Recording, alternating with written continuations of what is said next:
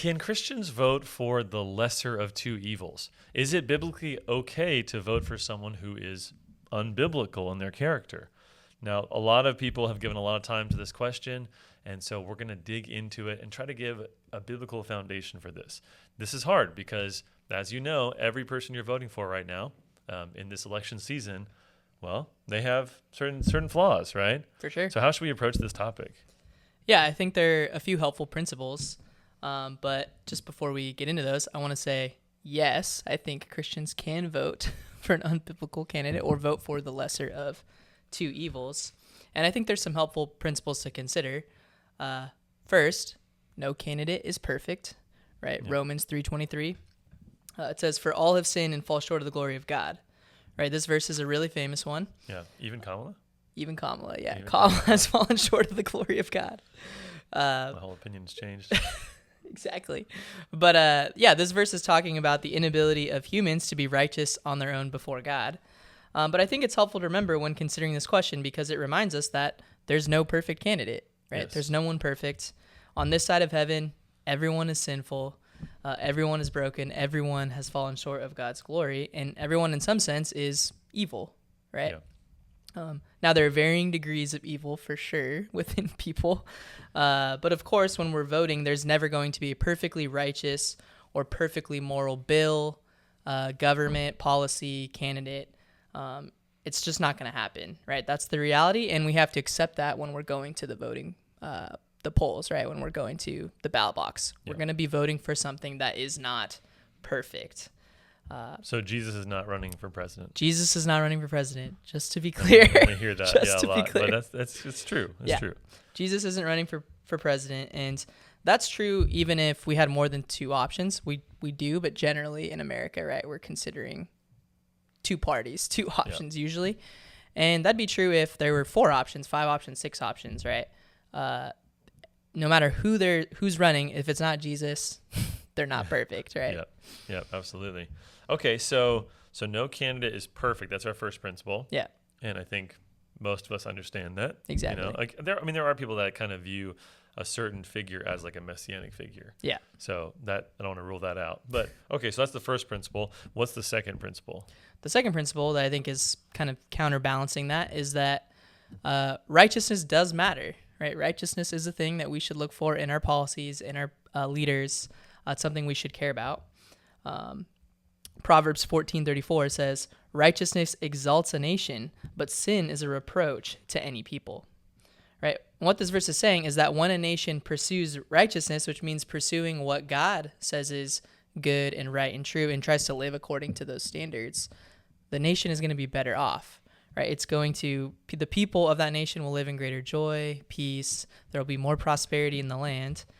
And this is not me promoting Christian nationalism, just to be clear, which we're going to do a video on eventually. But I will say that if our nation and our government and our people, if it valued things like the sanctity of life, the sanctity of marriage, if it cared about justice in the right way, people are going to live better lives, right? Our society will be better off. There'll be less promiscuity. There'd be more justice. Less unborn lives, innocent lives would be killed, right? That's just a fact. Yes. If people cared more about righteousness, our country would be in a lot better place. And if we're voting for things that are not according to God's word or according to his standard, the verse says, it'll be a reproach to us, right? We're going to live a harder life is the idea. And we want to vote, again, we're dealing in a non-ideal world. Yeah. But we want to vote in a way that best builds up our country, serves our communities, honors God. We do want to see sin decrease. For sure. We want to see righteousness flourish. We at least want to see there be, positive reasons to be righteous, because that will encourage people who are righteous to lead and to engage in different things, right? So totally. Yeah. But I think righteousness does matter, but I think a lot of people will treat this whole issue of voting as if they're kind of on two different extremes. Right. One is I'm voting for a pastor or a pope or something like that. Right. And so it's someone I want to be a model of righteousness. Yeah. And on the other side, it's like, hey, no, we're not voting for a pastor. we're voting for a plumber, Yeah. and the plumber just has a simple job, and what I care about is, do you have the skill to get this job done? Done, exactly. Where do you think we should fall on that spectrum? I think that we should care about the morality of our leaders, and even you would care about the morality of a plumber, right? Yes. It's kind of Yeah, funny yeah. is that I don't want plumbers swearing around my kids. yeah, or they come into your stealing from house, my you know, broom so or- we yeah. do care about morality in the people that work for us or whatever. So yeah, we should care about that, but I think it's important to think about what role has God given the government and given our leaders. A great passage, Romans 13.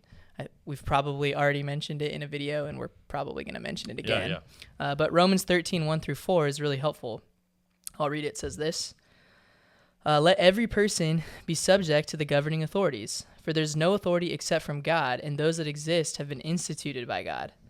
Therefore, whoever resists the authorities resists what God has appointed, and those who resist will incur judgment. For rulers are not a terror to good conduct, but to bad. Would you have no fear of the one who's in authority? Then do what is good, and you will receive his approval, for he is God's servant for your good. But if you do wrong, be afraid, for he does not bear the sword in vain, for he is the servant of God, an avenger who carries out God's wrath on the wrongdoer. And what I think that verse is teaching is that, and it's our next principle, which is that the role of our leaders is to uphold justice in the land. That's what their job is, what God has appointed them to do, right? Including the president. And the verse explicitly says the government's job is to punish the evildoer. And also, I think it implicitly teaches that it's supposed to reward the good person, Yes. right? Yeah. Promote goodness. So in other words, their job, I think, is to maximize righteousness and to minimize evil in our society. That's Yeah. their goal. That's their job. Well, to provide a foundation for human flourishing. So, it's, Yeah. again, to encourage things that will lead to flourishing. Exactly. So you want to get out of the way of those who are seeking to do good, Mm-hmm. but then to oppose those who do evil. Sadly, we often do the opposite, right? Exactly. Someone wants to start a business or something, we make it Hard. And, really, really difficult. Mhm. We discourage, we take half their income, all these things. But if people want to do something wicked, or even just look at how, well, sorry, I should back up. I should say, so that says to me, that verse says to me, a good ruler has to be able to have a basic definition Yeah. of good and evil, first True. of all. So if you're not even defining good and evil rightly, it's very doubtful that you will punish evil exactly. and reward good or promote good. And so those are aspects of morality. Yeah.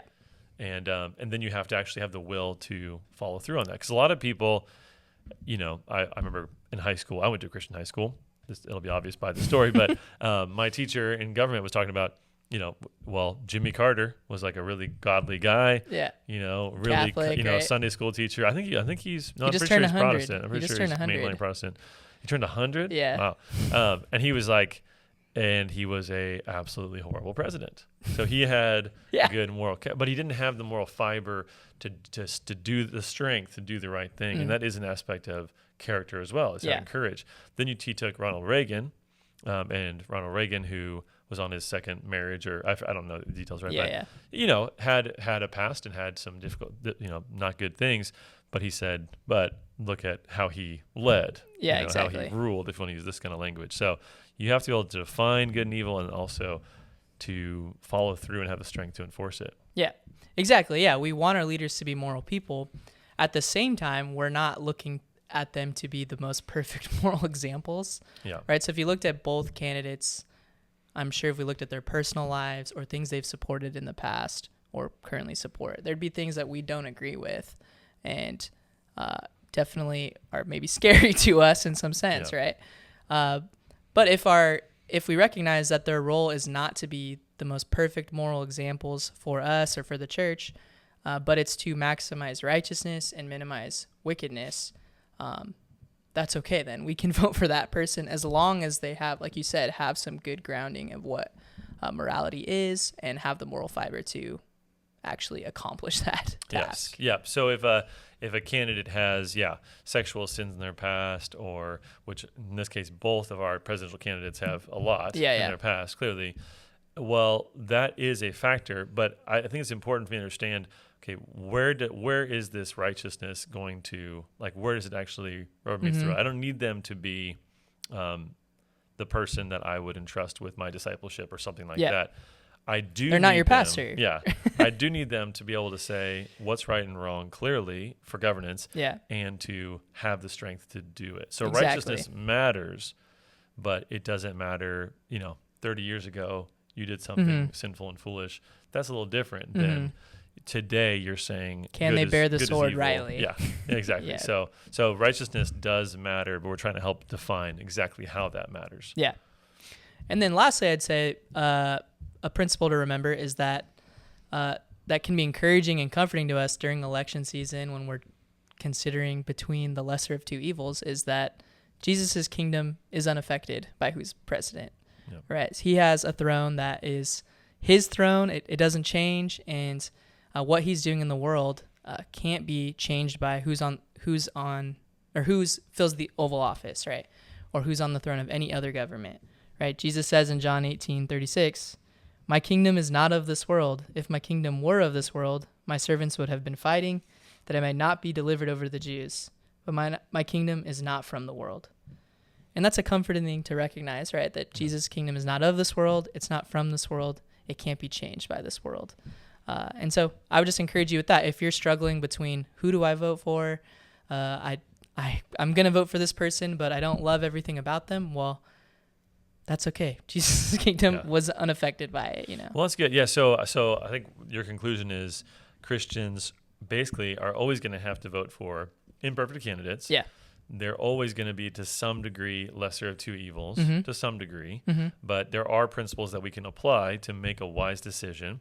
And I'd add on to that this isn't compulsory. Yeah. I don't believe that. And we already covered this in a previous video. Do Christians have to vote? Right? Exactly. We talked about that at length with Mikey. No, I don't believe that's true. And I think we have to listen to God's word, to our conscience, and to think through, can I, in good conscience, vote for one this of these person? candidates? Yeah. And if you can't, feel free to abstain. Yes, then you that's probably okay. shouldn't. Yeah. Again, you can have conversations, talk to your pastor, talk to people that are wise that can advise you. But ultimately, if you don't have a clear conscience, then you probably shouldn't do it. Exactly. Yeah. So great. Well, I think this is helpful, and we're going to continue this series on how to vote like a Christian. Got some more interesting topics coming up in future weeks, so make sure you stay tuned. Thanks so much for watching this video. We're uploading great biblical content every single week, so make sure you subscribe, like this video, and leave a comment down below. We'd love to discuss with you. If you want to support us financially, there's a link in the description of this video. Thanks so much.